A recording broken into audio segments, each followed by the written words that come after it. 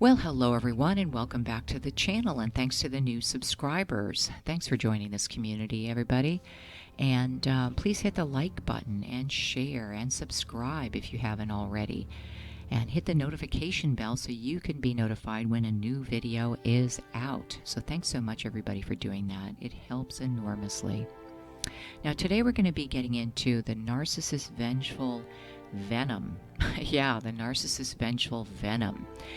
And I'm sure a lot of you understand what I mean by that. These types that are high on the spectrum of narcissism, these malignant narcissists or narcopaths as I call them, they manifest behavior of a psychopath or a sociopath as well as malignant narcissism. And they actually get joy or pleasure from your pain, from the suffering they cause other people. It's very sick and very demonic. Now, they do not follow the word at all. You know, they don't have empathy or compassion. They have an inability apparently to love, or can't love, or don't want to love. And that's what the word is all about, no? So another way that they're opposite of the Bible is that in the Bible, of course, it says, "Vengeance is mine, saith the Lord." Well, the narcissist doesn't follow that either. The narcissist follows, obviously, the adversary's playbook and, you know, takes vengeance into his own hands or her hands. They want to steal, kill, and destroy and to punish anybody that crosses their path. Anybody that dares to question them or exposes their deceitful ways or their manipulations or exposes them and removes their mask and refuses to deal with the abuse anymore, well, the narcissist pulls out their, vengeful tactics and goes to work and releases their venom on their target. And I'll explain some examples of what these types are known to do when somebody chooses to leave, goes no contact, or just basically confronts the narcissist and exposes them for who they are. Now, of course, expect the name calling, expect the verbal insults. Now, they're going to attack what's important to you. If it's your achievements, they'll attack that. If it's your reputation, they'll attack that. If it's your faith, they'll attack that. If it's your looks, they'll attack that. Whatever's important to you, that's what they'll go after. They don't have any boundaries. They will just go for whatever pushes your buttons, whatever gives them a painful reaction. That's what they're going to go for. Because, again, that's how they get energized. And if you haven't watched my Energize Evil video, watch it. It explains how they get actually fueled up by your pain. Now, another thing they're going to do, of course, is slime campaign you. And you have to realize that the slime campaign probably started a long time ago. They know you're going to leave. They know that they're doing their job for Lucifer. They're instilling pain in you, and they know it's just a matter of time before you leave or do yourself in. Their main objective is for you to do yourself in, to steal, kill, and destroy. It's a slam dunk for the adversary, guys, if somebody gives up and does themselves in. But that's what their goal is. Their goal is to do you in. So they'll start their slime campaign as well as the insults. And the slime campaign, like I said, was probably set in place a while ago, and it's just ramped up. If you leave or go no contact or you confront them, they will just make sure everybody knows a bunch of lies that they fabricate about you and the situation. Of course, you witness they're nicer to total strangers. They'll chat them up. The strangers think the narcissist is the best person in the world and funny and gregarious and just a wonderful person, right?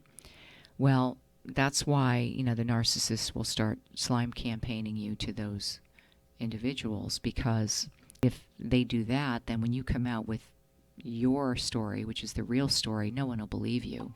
But they'll put this slime campaign in place, even before you mention leaving, and they'll just ramp it up with bigger lies and bigger stories to really ruin your reputation and to turn people against you.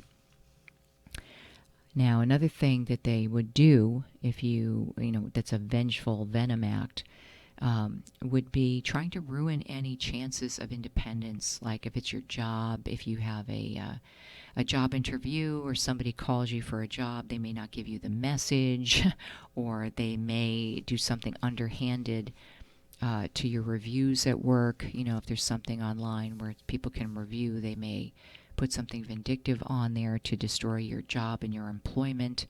They may spread vicious rumors. In a very severe case in another state, I heard of somebody's ex making brochures about the target and putting it on car windshields in the parking lot of the target's employer. So it was their place of employment. Can you imagine? And this was personal information, slime campaigning that target. And the narcissist was so evil and so mentally ill, I don't say mentally ill, demonically ill, that they put these brochures underneath the windshield wipers of every car in the parking lot of the target's place of employment. So they would lose their job or have everybody at their work turn against them. Now, normal people don't do that, guys. That is a very evil, sick behavior. This is what they're known to do, though, guys, so beware. Also, they'll stalk endlessly. They will rent cars. They will borrow family cars that you can't recognize, so they can sit out and watch your comings and goings. Many times they've put trackers on cars. They've found some way to track phone calls of their targets. Very intrusive things that are a lack of privacy and really violate your individual rights. That's what they do. And many times they're not married to the person. It could be somebody that they were just dating, that they had conned for a period of time. It really is a crime, yet these types of actions go unprosecuted or unrecognized by, the justice system or the court system. They're not seen as crimes, really, until something happens, like the person is physically harmed, which is wrong. They really need to change the laws. Now, another thing that they try to do is destroy your property. Now, there's been many cases of people that were, say, married or living together, and the target simply wanted to sit the person down, the narcissist down, and talk to them and say that they were considering leaving because of the abuse and the person didn't change. Well, that conversation turned into the target leaving for work, and when they came back, the narcissist had changed all the locks to the home, had destroyed a lot of the target's property, and also put the rest of the property, clothes, accessories, everything else, into garbage bags and threw them in the basement. Also destroyed a lot of their property. There were antiques that were the target's grandmother's that were very valuable. The narcissist ended up kicking and destroying them to bits. So this is the type of evil that these types are capable of, simply by confronting them about their abuse. Now, also we know about the text messages and the voicemails, the harassing messages. They will call in the middle of the night to keep the target up. Even if you have a blocked number, they'll call from unblocked numbers. They'll leave very disturbing voicemails. An example of disturbing voicemails that I've heard about is voicemails saying your dead parents would never be proud of you. Probably, I'm trying to think, another one that I heard of was, you're working at this hour in the evening, tell them to leave the check on the nightstand. Another one was insulting their body parts. They really don't have any filters or boundaries. These types will go for the jugular. They basically want to provoke the target to a reaction, and they don't really care how they get it. They will say the most horrible things in a voicemail or text message, so the target will call them up, probably upset and screaming. And I'm urging you not to do that, because it's been known that the narcissist will record your reaction and play it to everybody to reinforce the slime campaign against you. Like, see, look at how emotional they are. The people listening to that message have no idea what transpired before that message. So all around, not a good idea, guys, to leave messages in response It doesn't matter how horrible the messages are. Try to restrain yourself from leaving a response. It will and can be used against you by the narcissist. It's happened many, many times to people.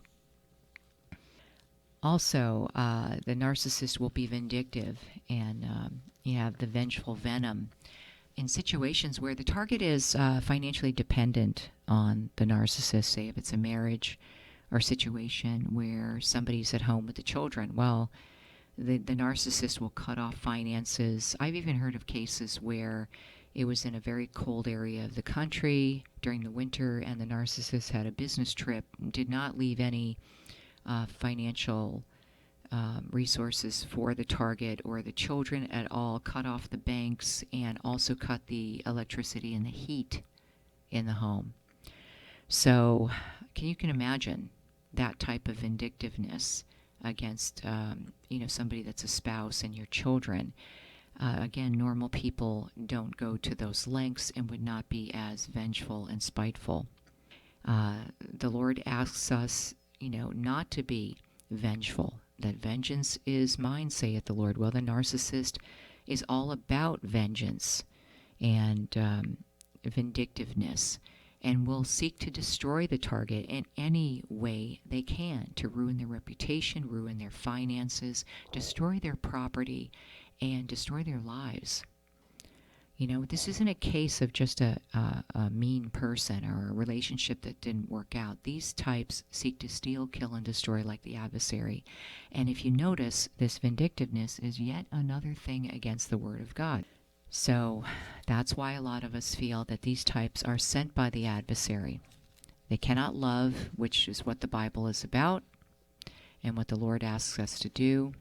They're vengeful, which the Lord says is His job to dish out vengeance, and so many other ways that these types are the opposite of God and what's in the Word. Now, another way these types will retaliate and try to punish is with triangulation. They'll bring a third party in and right in front of your face flaunt that person, whether it's a new romantic interest or somebody they're just hanging out with, spending time, having fun or whatever, after tormenting you. They will triangulate in many, many ways. They may call up a coworker and pit the coworker against you, or one of your friends. They will try to do any type of triangulation they can to pit people against you, so you feel like you have no one to go to. That's one of their big tactics. Now, many times too, they can just go MIA on you. You've let it be known you're not going to stay, or you're thinking about leaving, and they will just ghost you on text messages, not answer your emails, act as if you're dead, and not resolve anything at all. And please don't react to that. Consider it a blessing if they do that, and hopefully you can go your own way. The worst is when they keep coming back and coming back and coming back and punishing you relentlessly. Now, I'm going to have a video on narcissists and judicial abuse, because many narcissists in a divorce will, relentlessly file frivolous motions in court against their target, keeping them financially ruined, financially crippled for many, many years, and drag them through the court system for very frivolous things, like they don't answer the phone on time, or they're working to pay off the debt that the narcissist left them with. Nothing motions, is what they file. They waste money. They waste money that could go to the children and could go to so many better things than to attorneys in the court system. But again, these types are vindictive. They're vengeful. They have this venom. They want to steal, kill, and destroy and punish you. So you could be the best parent and the best spouse, and they will drag you mercilessly through the court system for very frivolous and abusive motions in court. And again, I'll have a video on that hopefully coming up. But it's a way to cripple their target. It's a way to keep them financially in ruin. It's a way to also keep contact with their target. because if you've got no contact, you're not picking up the phone, you're not answering emails, so the only way they can see you is in court. Sometimes I hate to say it, very sad, but it's been known that many malignant narcissists have been known to do that just to keep the contact with the target. So be prepared for that. They can be extremely vengeful in the court system, and they really need to change the laws about that. So let's hear your comments. Did this happen to you? Was your severe malignant narcissist bent on punishing you for calling them out or exposing their true self beneath the mask, or simply just wanting out? Put your experience in the comments below. You never know who it's going to help. Also, please like, share, and subscribe. It helps this channel enormously and also gets the information to people that may need it. And please rumble on Rumble and follow on Facebook. It all helps, guys. And if anyone would like one-on-one Christian guidance for your particular situation, please email me at angelhavenministry@gmail.com, and I would be happy to get back to you on how to do that. Also, if anybody needs prayer, please put your name or request in the comments below, and I will add you to the nightly prayer list. It's important all of you are covered in prayer. So hang in there, guys. Remember, this too shall pass, and I will see you soon. God bless.